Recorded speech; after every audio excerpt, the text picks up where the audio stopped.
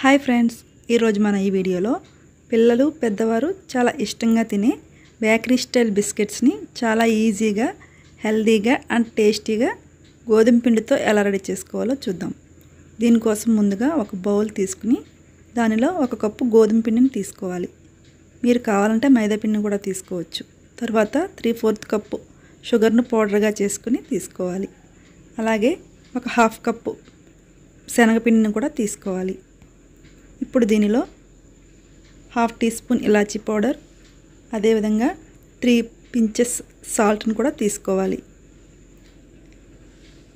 ఇప్పుడు దీనిలో ఒక 3/4 కప్పు నెయ్యిని వేసుకోండి. ఈ నెయ్యి వేసుకున్న తర్వాత ఒకసారి చేతితో బాగా మిక్స్ చేసుకోవాలి. దీనిలో నాకు కొంచెం నెయ్యి ఎక్కువ అయిందండి, కొంచెం లూజ్గా అనిపిస్తుంది, అందుకే 1 టీ స్పూన్ మైదా పిండిని వేసుకుంటున్నాను. దీనిలో నెయ్యిని వేసుకునేటప్పుడు జాగ్రత్తగా చూసుకుంటూ కొంచెంగా వేసుకోండి. ఈ పిండి అనేది చపాతీ ముద్దలా ఉంటే సరిపోతుంది. ఇప్పుడు మనం ఈ పిండితో కావాల్సిన షేప్లో, కావాల్సిన సైజులో చేసుకోవచ్చు. నేను ఇక్కడ స్క్వేర్ షేప్లో చేస్తున్నాను. మీరు కావాలంటే ట్రయాంగిల్ షేప్లోను, హార్ట్ షేప్లోను లేదా రౌండ్ షేప్లో, ఇలా మీ పిల్లలకు ఎలా ఇష్టమైతే అలా చేసుకోండి. మీ దగ్గర ఏమైనా బిస్కెట్స్ చేసుకునే మౌల్డ్స్ ఉంటే కనుక దానిలో కూడా చేసుకోవచ్చు. ఇక్కడ మనం ఓన్లీ స్టవ్ పైన చేస్తున్నామండి, ఓవెన్ యూజ్ చేయాల్సిన అవసరం లేదు. మీరు కావాలంటే ఓవెన్లో కూడా చేసుకోవచ్చు. అందరికీ ఓవెన్ లేకపోవచ్చు కాబట్టి నేను చాలా ఈజీ మెథడ్లో స్టవ్ పైన ఎలా చేసుకోవాలో చూపిస్తున్నాను. ఈ బిస్కెట్స్ అనేవి చాలా టేస్టీగా ఉంటాయండి, చాలా క్రిస్పీగా కూడా ఉంటాయి.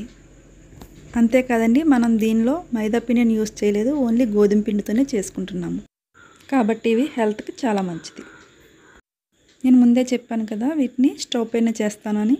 దీనికోసం స్టవ్ పై ముందుగా ఒక దళసరిగా ఉన్న ప్యాన్ పెట్టుకోవాలి.